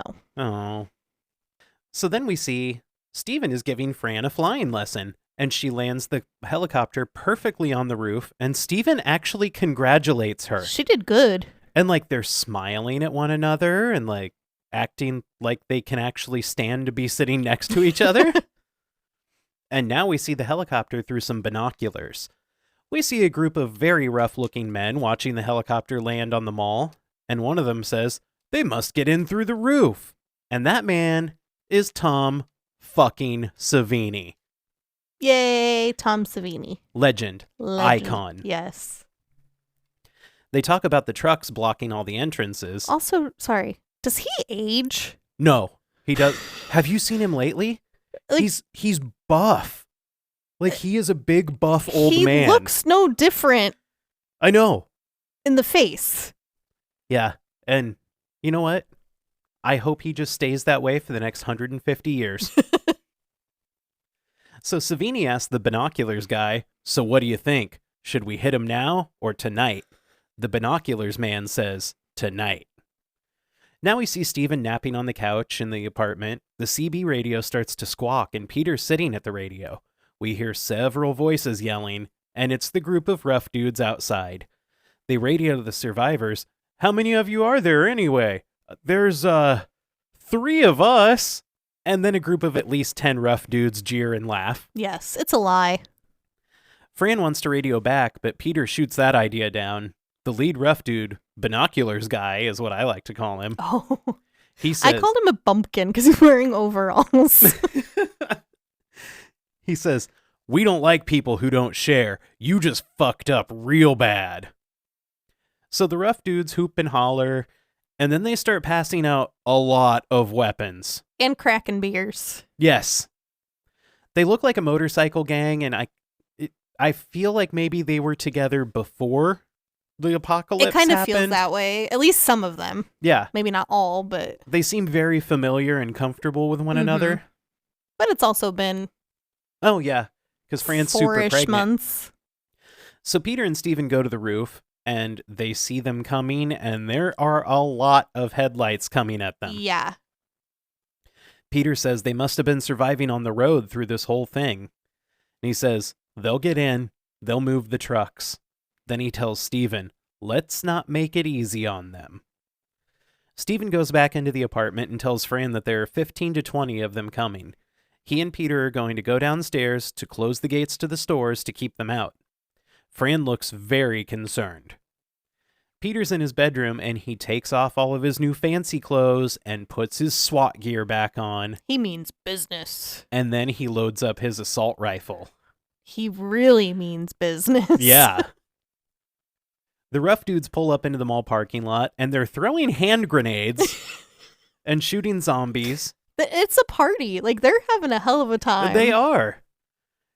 Inside the mall, Steven and Peter are lowering the security gates on the stores. And the rough dudes are still outside just picking off zombies. They shoot the loading dock control panel and get into the mall. Peter radios to Steven and tells them that with those doors open, there'll be 1,000 zombies in this mall. That should keep them busy for a while. I would think so. So the rough dudes ride their motorcycles into the mall, and their van blocks the door that they opened. Which has to be deafening. Yeah. So loud. Yeah. Like Harleys shake the ground. Yeah. And put 20 of them inside a mall. With that like concrete floor. Yeah. There's nowhere for that sound to go. No. So they blow the locks on the store gates and they raid all the stores. They're screaming and yelling the whole time. Like I think maybe there was some cocaine involved. And they're just like partying. Yeah. It's not only do they loot the stores, we see them holding down a zombie and stealing her jewelry. So then things start to get a little silly. Yeah. One of the rough dudes finds some pies in a bakery at the mall, and they start smashing pies into the faces of the zombies while zany music plays. And then they start spraying seltzer bottles at the zombies. Yeah. I didn't get this, and then all of a sudden it was like, oh, they're supposed to be clowns. Yeah. It definitely took me a minute. It's weird. So Peter and Steven are watching all the antics, and Steven just looks pissed. He is pissed. And he says, "It's ours. We took it. It's ours." And he takes aim and starts firing at the looters, and Peter radios to him and says, "Damn it, Flyboy, what the hell are you doing? Stay out of sight. They're after the place, not us." Tom Savini gets knocked off his motorcycle by a zombie, and he gets revenge by burying his machete into its head. Then he does a ride-by decapitation on another zombie with his machete, while standing in the sidecar of the motorcycle. He's just like showing off his skills. This is like his video resume. Look what I can do. He's like, so if you guys are ever looking to do a decapitation scene, look what I can do. Look at my work. Steven's hiding out in JCPenney. JCPenney, hello? JCPenney? Are you there? Well, the rough dudes decide to bust into JCPenney because everybody loves JCPenney. Do you think we can still go get our picture taken at JCPenney? I hope so. Peter's picking off some of the rough dudes with his hunting rifle, and now the rough dudes are occupying themselves with property destruction.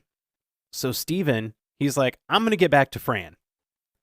He runs past a cigarette machine and a bank of payphones on the way to the elevator. Oh, cigarette machines. Payphones. Yeah. I get so excited when I see a payphone now. Really?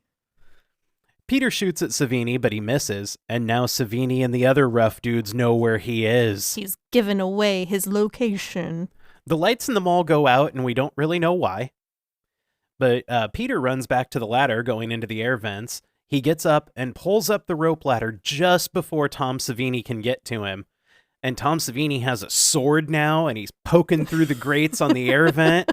I like that he has a sword. And he says something I really don't like.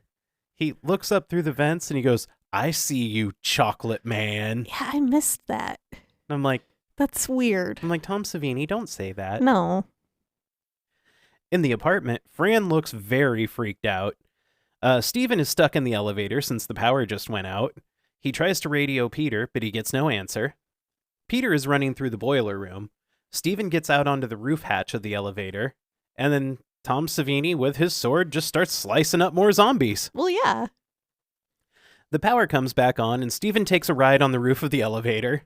Some rough dudes come into the elevator, and they shoot up at him and hit him in the upper arm. And then they just leave. They're like, hey, we shot him in the arm. Let's go. Yep, he's gonna die. They don't even know where they shot him. Yeah, they're just like, hey, I shot that guy. Sorry to interrupt. This is going to be a little bit of a tangent. You can still get photographs taken at JCPenney. Nice. Portraits. And right now they are introducing, we could dress up as a pirate Oh. and a mermaid. Oh. Yeah, You know, I think we need to find the closest JCPenney. I think so. You could be a mermaid and I could be a pirate. Oh, that'd be gorgeous. A rough dude out in the mall uses a rope that was holding up some bunting on the second floor to swing down to the main floor Tarzan style, and as he's swinging, he hits a zombie with a sledgehammer. Savini's running through some more zombies with his knife, and then Peter opens an air vent, and he shoots Tom Savini. Savini falls to the main floor from the second balcony, and then Peter picks off a couple more with Peter picks. There's a lot of Peter Pan. Peter picks off a couple more of the bad dudes with his rifle. He wounds one who is then swarmed by zombies, and this is where the feasting scene begins. Mm-hmm. For some reason, a rough dude wearing a large sombrero decides to take his blood pressure right in the middle of a large crowd of zombies. Maybe he was feeling like he had high blood pressure at that moment. So as he sits down and the cuff closes on his arm, he's trapped, and the zombies swarm him and they feast on him. And we see some other rough dudes getting swarmed and munched on, and guts are getting pulled out, and there's a lot of snacking. It's gross. Steven drops back down into the elevator car and radios to Peter, who tells him the mall is full of zombies and he needs to get back into the air vents. As he's climbing back through the elevator roof hatch, he can see the air vent he needs to get to, and then the elevator doors open and a bunch of zombies come in and bite at his legs. He screams, and Peter can hear it through the vents. Steven gets bitten several more times, but he does manage to shoot all the zombies, and he rides the elevator. Peter comes up the steps alone, and Fran says, "He's dead?" Peter tells her, "I heard his gun. Maybe he's all right." She tries to run down the steps to check on Steven, but Peter stops her, and he tells her, "We'll wait." Now we cut to later in the day. Fran is dressed and getting her coat on. Peter's waiting at the top of the steps. She yells to him that it's getting light and they should go. Steven hasn't answered the radio for hours. We see inside the mall, and it's overrun with zombies. They're everywhere. Mm-hmm. More than in the beginning of the movie. Yes. Then we hear some distorted zombie noises and synthy sounds as the elevator doors open and reveal Zombie Steven. Yes. This is such a good, iconic scene. Yeah. Of him, when the elevator doors open, and then also when he's, walking out of the elevator, and he's, holding his gun all weird. Yeah, it's, just dangling off one finger with the trigger guard. Yeah. And he's walking with his ankle all folded under. Yeah. I could probably do that if I didn't want to walk again for a week. So, Steven Zombie shambles out into the mall, and it seems like he's on a mission. He is. We get several shots of zombies staggering around the mall looking like shoppers. Mm-hmm. And it's another little wink of the eye to George Romero. They're doing human-y things. Yeah. They have no brains and no will of their own, but they're still at the mall. Like people. So Steven shambles down the hallway that leads to the fake wall they built to hide the boiler room hallway, and several zombies follow him. He breaks through the fake wall, and his zombie friends follow him through there, too. They start coming up the steps. Peter shuts the door to the apartment and tells Fran to leave. He tells her he doesn't want to go. The door opens and Zombie Steven comes in. Peter blows Steven's brains out, and then more zombies come through the door.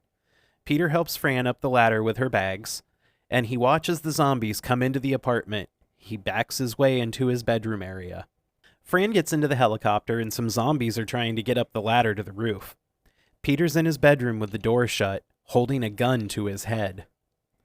Zombies begin to file out of the skylight and onto the roof. Fran watches them with tears in her eyes. Peter watches as a zombie gets into his bedroom. We see a shot of the dawn breaking across the horizon. As Fran watches the zombies close in on the copter, we cut back to Peter, and he takes the gun away from his head and blows away the zombie. Then some heroic music plays that sounds like the A-Team theme. And Peter just became a superhero. He did. He was like, dun da da da. So he fights off more zombies, and he gets to the roof, and then he kicks zombie ass all the way across the roof to the helicopter. Yeah. And he gets into the helicopter with Fran. And he asks, "How much fuel do we have?" Fran stares straight ahead and answers, "Not much." Peter says, "All right." And they take off into the morning in their helicopter. The end. They rode off into the dawn. Dawn, da, dawn, dawn, dawn, Of da, the dead. dawn. So what was your body count? I had to look this one up. Yeah, because I just wrote everybody. I went to 4 different websites. 2 of them said 176. One of them said like 179 and one said 171. So I was just like, we'll go with 176. That sounds like a good number. It's in the middle and 2 of them said it. Yeah. So the count was 149 zombies and 27 humans. Oh. And they also said 3 deer, but I didn't see those. I think maybe it was the redneck guys. The redneck guys. Redneck guys. I think they had deers. Deers. Deers in their trucks. Got deers in their trucks. Mandy, what are your reactions? I said that this is so much better than I remember. I know. I think in the past I just blew it off because Cam was obsessed with it, and sometimes I don't want to like the same things Cam does. Never want to like the same things I do. And it looked like it was just another cheesy horror movie. And honestly, at the time, I just could not get over the zombies being blue. Yeah, it definitely takes some getting used to. But when I watched it this time, I didn't even notice. Mm-hmm. But yeah, I kept it pretty short for that because I had more thoughts down below. I said, I fucking love this movie. And what I love so much about it is the social commentary about pointless consumerism. It's so good. And I like the psychology of the movie. It's like these people think they have it made and they get everything they want. And then they're like, oh, no, I guess that wasn't everything we wanted because we're miserable. The acting, not so good. No. I do not like the music in this movie at all. I do. I mean, you can tell that they just went through what can we get for free? Yes, and that's what I like about it. But I love the setting. What's better than a mall? Mm-hmm. And I love the character arcs. Well, and a mall's very grandiose. Usually it's somebody's trapped in a house and it's... Or they're just walking through forests and open plains. Yeah. And a mall's huge. Yeah. And then you can go to the arcade. You can go to the ice rink. Yeah. You think there was a pretzel stand? Well, food only lasts for so long. Pretzels last forever. Okay. Do you have any production facts for us? I do. Some of the zombies were actual amputees. That's pretty cool. I know. Romero got the inspiration for this movie while touring the mall with a friend. He got to go into back areas of the mall that most people don't see, and his friend told him that people could easily survive in this mall should there be an emergency event. Oh. And then Romero's like a zombie apocalypse, maybe? Maybe.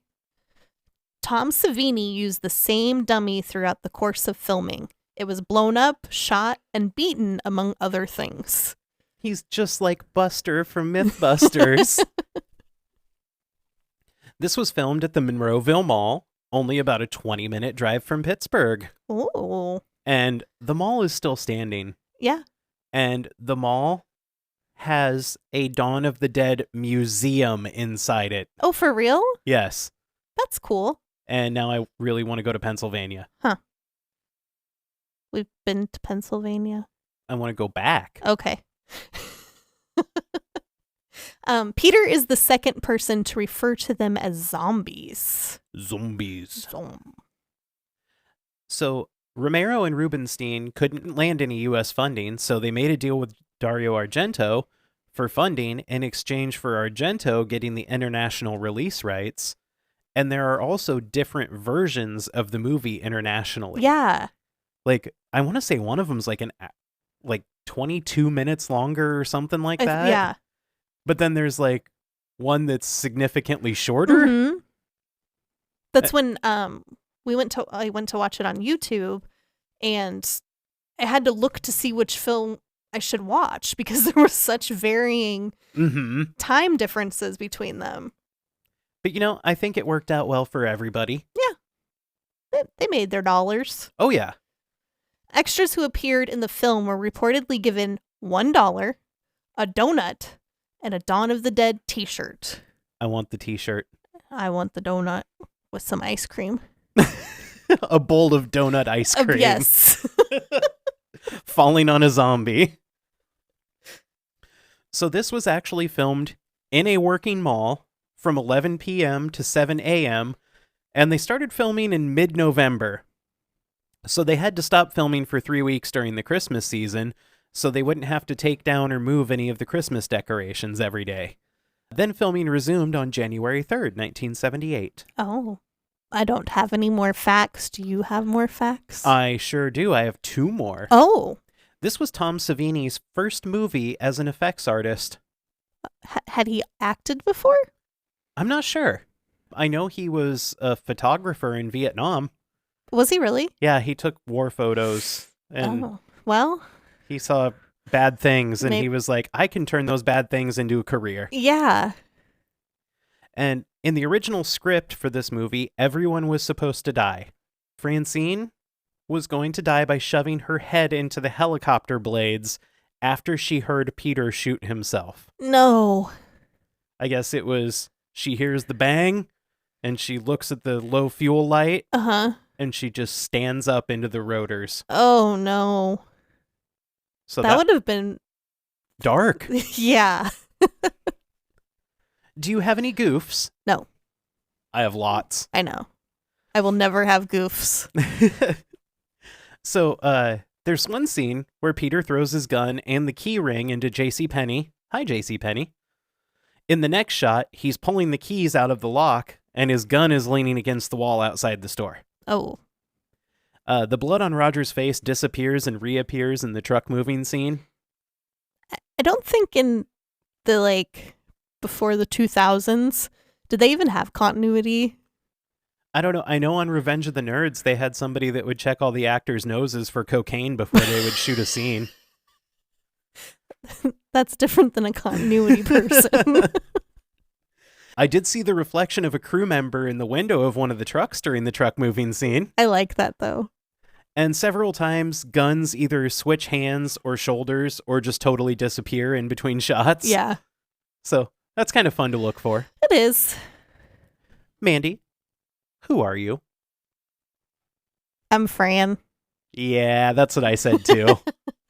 I said because at the beginning she was tough with the guys. She demanded that her vote Her vocab? Her vote count and that she be included. And I put, hi, that's me. I said, you're not going to take shit from the boys just because you're the only girl. And you would want to learn all that you could to survive and demand that you be treated equally. Yeah. I'd be shooting a gun and flying a helicopter. Hell yeah. Who do you think you are? I'm the scientist guy on TV with the eye patch. Because I would totally berate everyone around me for not believing my rants, and I would call them dummies. Yeah. I put that I want you to be the Hare Krishna zombie. Just because it's fun. And I love a tambourine. But you are the pirate scientist. Yelling at everyone that they're wrong and stupid. And calling them dummies. Dummies. Any final thoughts? What did you rate it? I gave it an 8 out of 10. I gave it a 9. And I am amazed. I know. Because when we did our bonus episode and we were talking about the movies that were coming up in this round, I was not excited. You were like, I think I'm least looking forward to Dawn of the Dead. Uh-huh. And this is a good movie. Yeah. I put that I surprised myself with this one because going in I would have rated it way lower. The story was really good. But there were a ton of extra shots that could have been left out. So many shots of zombies. Yeah, but they're fun, and they're like walking across the ice rink and trying not to fall. And there's just a lot. Cut it down just a little bit. Nah. Just a little. Peter was the only one who could even remotely act. But somehow it was okay that the others couldn't. It felt like a high school play at some points. Yeah. Like kids trying to be overly dramatic. Yeah. I love that the setting is in a mall. And I love Romero's thoughts on consumerism, capitalism, and he even kind of addresses racism Yeah. by having a strong black male lead. Well, and the fact that when they first meet him, Fran was totally cool with Roger coming, but she's like, can the helicopter handle the extra weight of this Peter guy? Well, Peter's a big dude, too. Well, yeah. I like that they showed the gang grabbing valuables instead of useful things. Mm-hmm. They're not like, hey, these people found morphine somewhere in here. They're like, I'm going to get a TV. Yeah. That I can't plug in because there's no electricity. Yeah. And I put that the music throughout it is so absurd, but yet enjoyable. And that's kind of wraps up how I feel about the movie as a whole. Yeah. It's absurd, but enjoyable. It's like a circus. It is very circus-y. That's all I had to say. I said, Night of the Living Dead set the stage for zombies, and Dawn of the Dead turned that stage into a festival. Oh. I'm a writer. You should have put like a Broadway musical. No. Okay. They don't sing. They could. This movie was so big and ambitious, especially for the time and the fact that they didn't have a lot of money. No. And I think this is what really perked up a lot of directors and writers' ears to the fact that zombie movies can be action, horror, drama, comedy, all rolled into one. Mm-hmm. I took a full point off for the soundtrack because the music's just so bad. I like it. And then I took a half a point off for the makeup being the grayish, greenish blue color. Yeah. And a half a point for the acting. Okay. So we ended up with an 8.5 yes. out of 10. Yeah. It's very respectable. It is. And I can't think of anything else we need to talk about. So would you like to hit the kids with the socials? Yes. You can find us on Facebook, Instagram, and Blue Sky at Franchise Frights Pod, on X and Snapchat at FFrightsPod, or just make it easy and go to our website, www.franchisefrightspodcast.com. And if you haven't done so yet, rate, review, subscribe. Click that little notification bell up in the corner. Yeah, just leave us a nice review. Leave us a 5-star. I mean, that'd be good. Yeah. Or tell us you hate us. Tell a bunch of your friends about it. Yeah. Say, hey, you like horror movies? Hey, you like podcasts? I know these people that have a horror movie podcast. And they try to be funny. I think we pull it off twice an episode. So thank you guys so much for listening. It's awesome. And hit us up on social medias. Talk to us. Yeah. We're on the things and we want to talk to you. And tune in next Thursday when we're going to review Paranormal Activity 2, the movie that almost had Mandy run out of the theater. It's true. I think that's it. I think so. So until next Thursday, remember they always come back. If that didn't record, I'm going to kick you in the nuts. It recorded! Yay!